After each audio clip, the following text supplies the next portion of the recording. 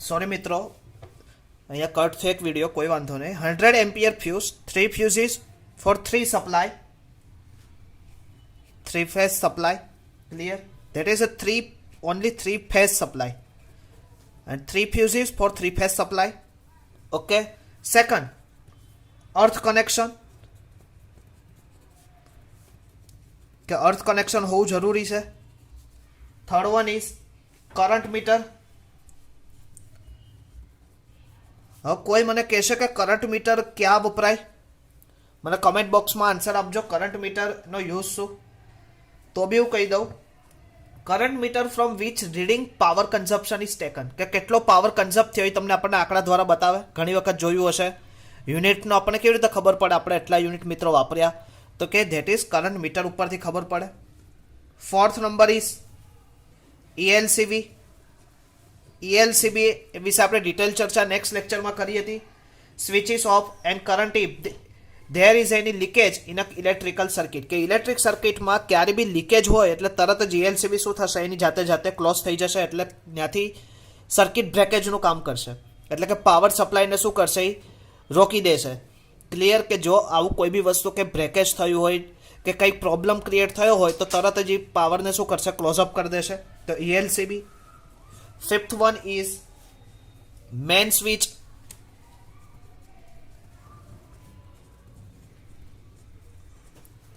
Six one is main switch to switch off on or off supply. Main switch એટલે તમને બધાને ખબર છે, ઘણી વખત મેન સ્વિચ એટલે કે જે પાવરનો મેન કે જ્યાંથી આવતો હોય આપણા ઘરમાં, તો એનું મેન સ્વિચ કે જ્યાંથી ઓન ઓફ કરવાથી પાવર કટ ઓફ અને કટ ઓન થાય. ક્લિયર? 6 fuse chamber. આજે તમે લોકો બધા મિત્રો એક વખત તમારા ઘરે જે જગ્યાએ પાવર સપ્લાય હોય એ જગ્યાએ એક વખત જોજો. મીટર હોય ને ત્યાં આ વસ્તુ ખાસ જોજો, કેમ કે એઝ પર એક એન્જિનિયર તરીકે આ બધી વસ્તુ આપણે જાણવી જરૂરી છે. ફ્યુઝ ચેમ્બર એટલે કે which content 50 ampere fuse or MCB distribute current in each circuit, એટલે કે બધાને ફ્યુઝ ચેમ્બર શું કરે કે જુદા જુદા પ્રમાણે જુદા જુદા એમ્પિયરમાં આખું ભાગને વેચી નાખે, જ્યાં જેટલી જરૂર હોય એટલો પાવર એને સપ્લાય આપે. ધેટ ઇઝ ફ્યુઝ ચેમ્બરમાંથી થાય. ઓકે મિત્રો, તો આ હતું list of the component of consumer service unit in a building.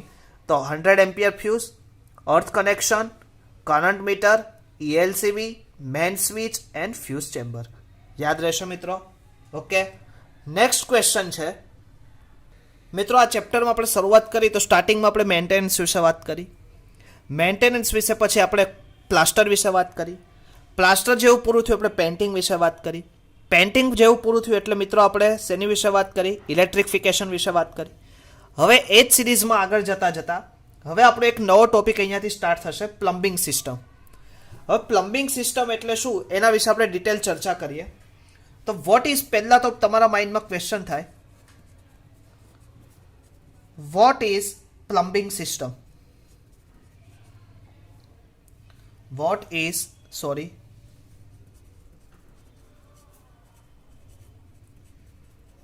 plumbing system of building? What is plumbing system of building, કે કેટલા ટાઈપ્સની પ્લમ્બિંગ સિસ્ટમ છે બિલ્ડિંગમાં. ક્લિયર? તો સૌથી પહેલા તો પ્લમ્બિંગ સિસ્ટમ એટલે શું એની ડેફિનેશન. પ્લમ્બિંગ સિસ્ટમની ડેફિનેશન આવી રીતે થાય, the entire system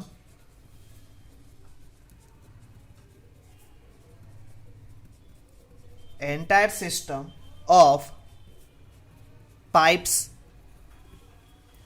fittings,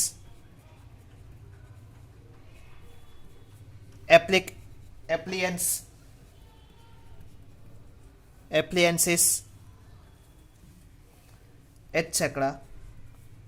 to provide, એવા ઘણા બધા યુઝ થાય. ટુ પ્રોવાઈડ એ શું કરે, provide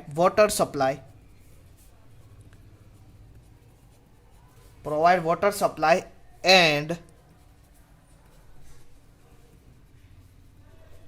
drainage in a building is known as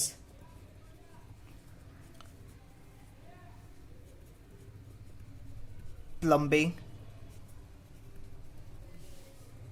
system. Clear? યાદ રહેશે. The entire system of pipe, પાઇપનું ફિટિંગ અને પાઇપ એપ્લિયન્સ કે એની માટે ઘણા બધા વધારાના સાધનો, વધારે ઘણું બધું, two provide water supply and drainage in building is known as plumbing system. કે એવી સિસ્ટમ કે જેના દ્વારા એ પાઇપ હોય, પાઇપનું ફિટિંગ હોય, કે એવા ઘણા બધા એપ્લિકેશન્સ કે બીજા બધા ઘણા બધા ફેક્ટરો કે જેના દ્વારા તમારા ઘરે પાણી આવી શકે, એટલે કે વોટર સપ્લાય થઈ શકે, એઝ વેલ એઝ ડ્રેનેજનું નિકાલ થઈ શકે. એવું ના તો કે ઘરમાં એને બિલ્ડિંગમાં, તો એને શું કહેવાય? Plumbing system. ક્લિયર? તો આપણા ઘરમાં પાઇપોનું પાઇપ આપણા ઘરે ઘણી બધી તમે જોઈ હશે. તો એમાંથી આપણે જોઈએ તો plumbing system mostly divide in 2 parts. Plumbing system classification of plumbing system. The classification of plumbing system is mostly divided into 2 parts મિત્રો. એક તમારા આપણા ઘરમાં સૌથી વધારે કોઈનું યુઝ થાય તો કે water supply system. And second આપણા ઘરમાં તમને બધાને ખબર છે સેનેટરી અથવા તો ડ્રેનેજ સિસ્ટમ. એને સેનેટરી નામ પણ આપી શકાય, સેનેટરી અથવા તો ડ્રેનેજ સિસ્ટમ. ઓકે. હવે તમને એમ થશે કે સર વોટર સપ્લાય સિસ્ટમમાં એવા તો કયા બીજા પાઇપ આવે? તો કે તમને બધાને ખબર હશે તો કે સૌથી પહેલા આવશે supply and distribution pipe. Supply and distribution pipe. Clear? બીજું આવશે કનેક્શન પાઇપ. કનેક્શન તો કરવું પડશે, એલ્બો લગાડવો પડશે, એલ લગાડવું પડશે, ક્લિયર, સી લગાડવું પડશે, ટી લગાડવું પડશે. તો કે ધેટ ઇઝ કનેક્શન. પછી ડોમેસ્ટિક સ્ટોરેજ કરવા માટે તમારે કંઈક ટાંકી બનાવવી પડશે, ડોમેસ્ટિક સ્ટોરેજ.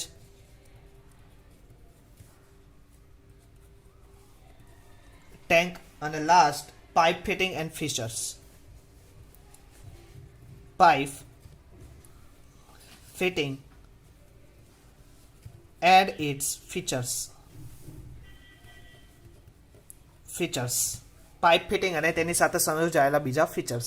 તો આ બધા શેમાં આવશે? વોટર સપ્લાય સિસ્ટમમાં. ક્લિયર? ડ્રેનેજ સિસ્ટમમાં આપણે જોઈએ તો ડ્રેનેજ સિસ્ટમમાં સૌથી પહેલું શું આવશે? Drainage pipe.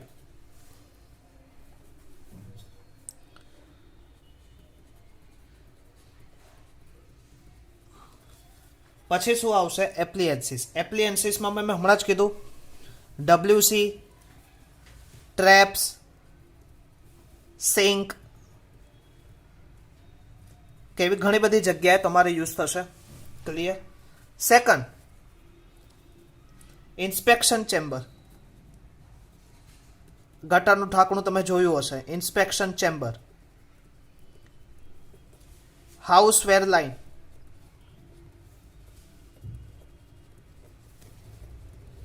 તો આ ટોટલ શું હતું? Classification of plumbing system. ઘણી વખત જીટીમાં પૂછાઈ શકવાના ચાન્સીસ ખરા કે પ્લમ્બિંગ સિસ્ટમનું ક્લાસિફાઈ કરો. ક્લિયર? તો કે as per water supply system, as per sanitary drainage system. Water supply સિસ્ટમમાં આપણે કયા હતા? Supply and distribution pipe, connection, domestic storage of tank, pipe fitting and features. Sanitary and drainage સિસ્ટમમાં આપણે લીધા drainage of pipe, WC, trap, sink etcetera, inspection chamber, house wear line. Clear? તો આ શું આવશે? ક્લાસિફિકેશન ઓફ પ્લમ્બિંગ સિસ્ટમમાં આવશે. Clear? હવે મિત્રો maintenance in pipe in building, કે પાઇપનું મેન્ટેનન્સ પણ જરૂરી છે. જેવી રીતે તમે પ્લાસ્ટરનું મેન્ટેનન્સ કરો, જેવી રીતે તમે પેઇન્ટિંગનું મેન્ટેનન્સ કરો, જેવી રીતે તમે લોકો મિત્રો હમણાં જ આપણે કર્યું ઇલેક્ટ્રિફિકેશનનું ધ્યાન રાખીએ, તો એવી જ રીતે મિત્રો આપણે લોકોએ પ્લમ્બિંગનું પણ કન્સિડરેશન કરવું પડશે. ક્લિયર? તો આપણે જોઈએ explain maintenance of pipes in building. Explain which types conducted step to be maintain plumbing system in building. Clear મિત્રો? explain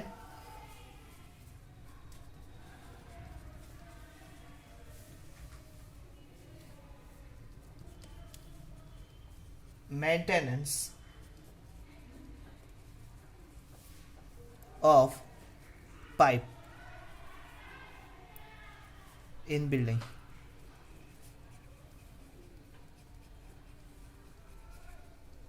Explain maintenance of pipe in building. તો કઈ રીતે મેન્ટેનન્સ કરશું? તો ફર્સ્ટ ઓફ ઓલ, હવે તમને બધાને ખબર છે, ઇન ઓલ્ડ બિલ્ડિંગ, મિત્રો સૌથી પહેલા તો તમને ખબર હશે, ઓલ્ડ બિલ્ડિંગમાં આપણે કઈ પાઇપ યુઝ કરતા હતા? ગેલ્વેનાઇઝ આયરન પાઇપ યુઝ કરતા હતા. Galvanize iron pipe were used for water supply. Clear? Galvanized iron pipe were used for water supply in olden time. પણ જીઆઈ પાઇપ, હવે જીઆઈ પાઇપ આપણે યુઝ કરીએ is કોરોડેડ. હવે એના રીઝન હતા, is a કોરોડેડ rapidly, એટલે કે જલ્દીથી શું થાય છે, એમાં કાટ લાગી જાય, કોરોડ રેપિડલી. હેન્સ હવે આ જ જગ્યાએ અત્યારના સમયમાં ગેલ્વેનાઇઝ આયરન પાઇપ ક્યારે ઓલ્ડ ટાઈમમાં યુઝ થતા હતા, પણ અત્યારના રિસન્ટ ટાઈમમાં અથવા તો મોડર્ન ટાઈમમાં એની બદલે મોડર્ન ટાઈમમાં અત્યારે શું વપરાય છે? UV resistance plastic pipe. તમે નવા બિલ્ડિંગોમાં જોયા હશે, અત્યારે જેટલા બી નવા બિલ્ડિંગો કન્સ્ટ્રક્ટ થતા હશે એમાં બી આપણા ચૌધરીને ખાસ ખબર હશે, પ્રમુખ ગ્રુપવાળાને, કે સૌથી વધારે ડ્રેનેજ સિસ્ટમમાં જો કોઈ પાઇપ યુઝ થતું હોય તો અત્યારે કયું યુઝ થાય? UV ultra violet resistance plastic pipe. Clear? Ultra violet resistance plastic pipe એ સૌથી વધારે યુઝ થાય. ક્લિયર? તો આ હતું મોડર્ન. તો પહેલો પોઈન્ટ, ગેલ્વેનાઇઝ આયરન પાઇપમાં કોરોડ થવાના ચાન્સીસ વધારે હતા, તો એને રિપ્લેસ કરીને અત્યારે આપણે કયું યુઝ કરીએ? Modern UV resistance plastic pipe. Next, the leakage through galvanize iron pipe may be either due to joints or due to corrosion. હવે ગેલ્વેનાઇઝ આયરન પાઇપમાં મિત્રો આપણે ગેલ્વેનાઇઝ આયરન પાઇપ યુઝ કરતા હતા, તો એમાં બે રીતે, કાં તો તમારું જોઈન્ટ્સ અથવા તો પાઇપ તમારી કેવી થઈ ગઈ, કોરોઝન થઈ ગઈ હોય, કાં તો ખવાઈ ગયું હોય, તો એવી જગ્યાએ તમારું શું થતું હતું? લીકેજ થતું હતું. મિત્રો તમારે આ વાક્ય પૂરું કરવાનું. Galvanize iron pipe leakage through either joints either at corrosion in a pipe. Clear? The joint may be sealed by applying sealant and corrugated pipe is replaced a new pipe. હવે આ જ જગ્યાએ અત્યારે આપણે લોકોએ શું કર્યું?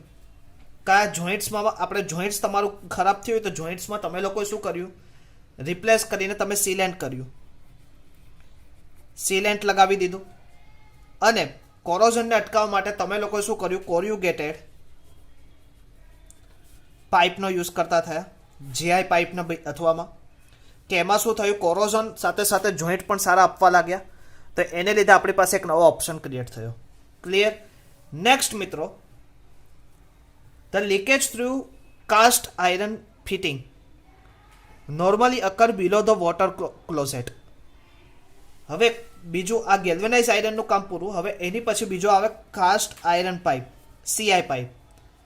સીઆઈ ફિટિંગ્સ સૌથી વધારે ક્યાં થાય? આપણે fittings, CI fittings normally occurs below the water closet line, below the water closet, WC, or the floor trap. Clear? These defects occur due to seepage. હવે આ વખતે શું થતું કે ત્યાં defect occur due to seepage through the gap between floor and P trap or the floor trap. This leakage can be repaired and plugged by the replication of suitable sealant in a gap. હવે આવી જગ્યાએ ઘણી વખત શું થાય, તમે લોકોએ use કરી દીધું કાસ્ટ આયર્ન પાઇપ ફિટિંગ, પણ ઘણી વખત ત્યાં શું થાય છે કે ગેપ રહી જાય છે, અને ગેપ બે પાઇપ વચ્ચે ગેપ રહેવાને લીધે શું થાય છે, પાણી શું થાય અંદરથી, હવે તમને બધાને ખબર છે જરીક બી એક તિરાડ હોય તો બી પાણી એની જગ્યા કરી લેતું હોય, તો આ તો ક્રેક રહી ગયો હોય કે જગ્યા રહી ગઈ હોય તો એની લીધે શું થાય છે, લીકેજ થાય. અને લીકેજને રિપેર કરવા માટે તમારે repair and plugged by application of suitable sealant in gap, એટલે તમારે શું કરવું પડે, એક સીલ મૂકી દેવું પડે, અથવા તો આપણે ખબર ઓન ઓફ કરવા માટે એક સીલ આવ્યું છે અત્યારે ફાઈબર એપ્લિકેશન, તો એ તમારે પ્રોવાઈડ કરવું પડે. Next, the joints are filled with lead. The joints are filled with lead to close the gap.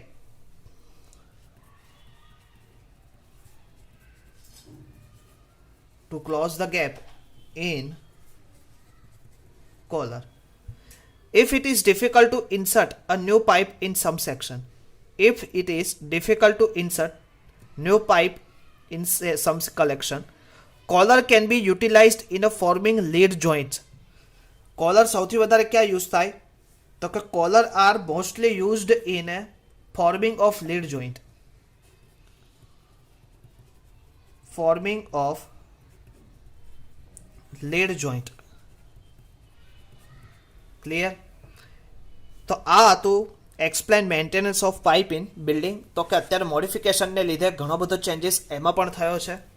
Okay, હવે ડિફેક્ટ્સ ઇન ઓવરહેડ ટેન્ક. હવે તમે બધાને ખબર હશે ઓવરહેડ ટેન્ક આપણે જોઈએ છે, તો કે ઓવરહેડ ટેન્કમાં ડિફેક્ટ કેવી રીતે થાય એના વિશે આપણે ડિટેલ થોડીક ચર્ચા કરી લઈએ.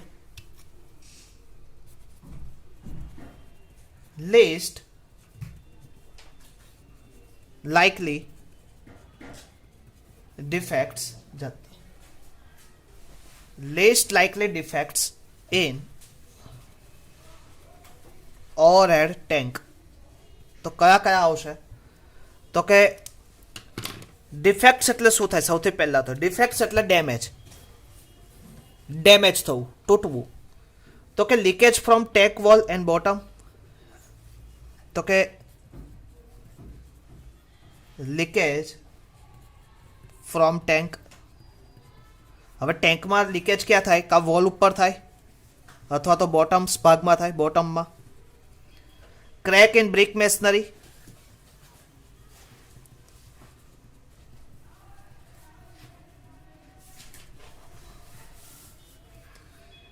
રસ્ટિંગ ઓફ રેન્ફોર્સમેન્ટ એટલે ખવાણ થવું,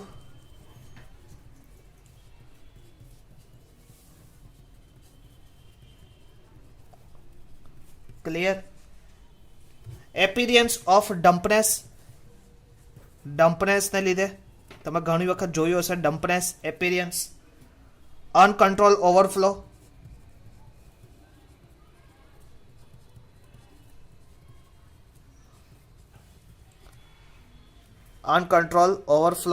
and next cracks or punctures of plastic tank. Crack or punctures of plastic tanks. Clear મિત્રો? તો આ શું હતું, આજે આપણે કેટલા ચર્ચા કરી, તો કે સૌથી વધારે આપણે પહેલું જોયું consumer service units in a building, પછી આપણે પ્લમ્બિંગ સિસ્ટમ વિશે વાત કરી, પછી મેન્ટેનન્સ ઓફ પાઇપ વિશે વાત કરી, અને ત્યારબાદ ઓવરહેડ ટેન્ક વિશે કે એમાં ડિફેક્ટ કેવી રીતે સર્જાય છે એના વિશે વાત કરી. મિત્રો અત્યારે હું આ ટોપિક તમને લાગતું હશે કે સર ફાસ્ટ પૂરો કરે છે, પણ એની પાછળનું રીઝન એટલું છે કે આ ટોપિક જે અત્યારે હું કરાવડાવું છું એ આમ જોઈએ તો જીટીયુ પર્પઝથી ઘણા બધા દૂર છે, કેમ કે ઘણી બધી વખત મેં પેપરો જોયા છે, આ ક્વેશ્ચનો કોઈ પૂછાયેલા નથી. એટલે આગળના જે મેં ચલાયેલા કે જેમાં મેં સૌથી વધારે તમને ટાઈમ આપેલો છે અને સૌથી વધારે મેં તમને કીધેલું પણ છે કે પૂછાય એવું છે, તો એ ક્વેશ્ચનો ઉપર સૌથી વધારે જોર આપજો. એ ક્વેશ્ચનમાં કોઈ ક્વેરી હોય તો મને પૂછજો, પણ એવું માની ના બેસતા કે અત્યારે જે ચાલે છે ચાલવા દઈએ, આપણે તો આપણું આગળના સેમનું કરશું. તો મિત્રો એ વસ્તુ થોડુંક તમે ભૂલ ભરેલું છે, કેમ કે જીટીયુનું સર્ક્યુલર તમે જોવામાં મિસ્ટેક કરી રહ્યા છો, કેમ કે તમારું ટાઈમ ટેબલ હજુ સુધી આવ્યું નથી. એ ડિગ્રી અને જે સ્ટુડન્ટોને એનું ટાઈમ ટેબલ આવ્યું છે એની જ માટેની વાત છે.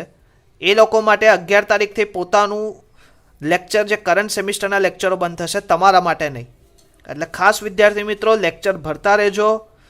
આપણે લેક્ચર ખાલી 2 કલાક જ લઈએ છીએ, તો એ 2 કલાકમાં તમે કંઈક પોતાની રીતે ભણજો અને એમાં કંઈક ક્વેરી હોય તો લખી રાખજો, પાછળથી પૂછજો, પણ ભણજો.